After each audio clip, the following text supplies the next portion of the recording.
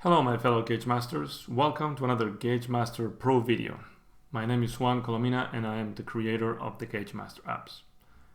This is the beginning of a series of videos that will explore all the functionality of GaugeMaster Pro. These are meant to be short videos that you can use as a reference whenever you need to refresh your memory on any aspect of the app. In this video you will learn about the general interface layout of the app and each of its key areas. Let's get started.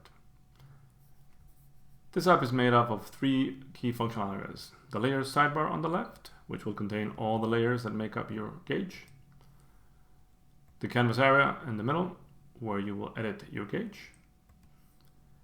And the settings sidebar on the right, where you can tweak all the parameters that define your gauge. Let's start by exploring the layers sidebar with three key buttons. The Add New Layers button, which will allow you to add any of the available layer types. In this case, we will add a color arc.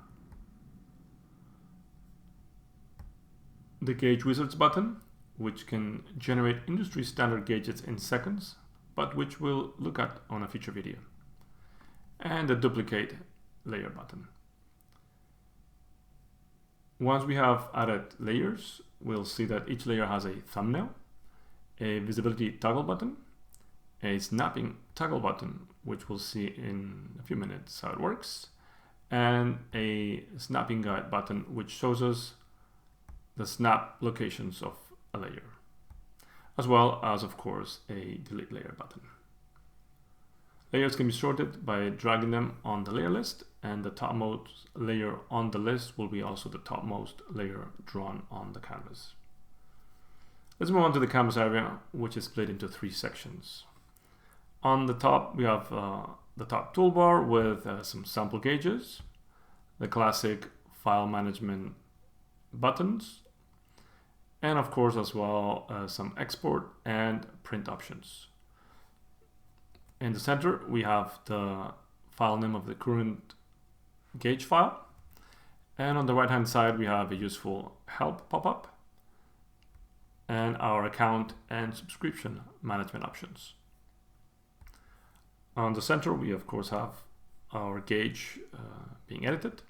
And on the bottom, we have the undo redo options, as well as the global snap, which constrains layer editing to certain multiples. If we turn it off, we can use any coordinate. And the radius and angle layer snap, which is one of the key features of GaugeMaster, which allows us to snap layers to each other while editing radius or angles. On the right hand side, we have the zoom and pan controls. You can also use your device's scroll options, and with Alt you can zoom, or you can pan the canvas. On the canvas, you can click on any layer to select it, or click outside to deselect all layers. Also, you can use the spacebar to just hide the active controls, so you can see how your gauge looks once it's finished. And on the selected gauge, like for example the color arc we just added, we can use the blue controls for radius changes, like the outer radius or the inner radius, or moving the entire arc. I'll just make this thinner. And the green control points for start angle or end angle, as well as rotate arc.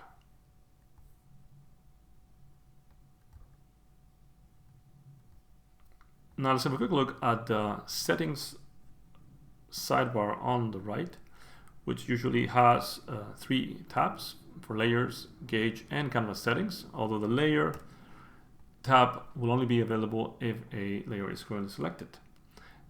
The layer tab contains all the settings for the currently selected layer type. The gauge tab contains parameters generic to the gauge, like for example the dimensions we would like for the gauge when printing or exporting. And on the canvas tab, we have canvas global settings like the background color, for example, which can help depending on the kind of colors you're using for your gauge. All the settings will be visited in detail in future videos. I hope you enjoyed this high-level intro. make sure to click on the app link on the description below and check all this on the app. I'll see you all on the next one.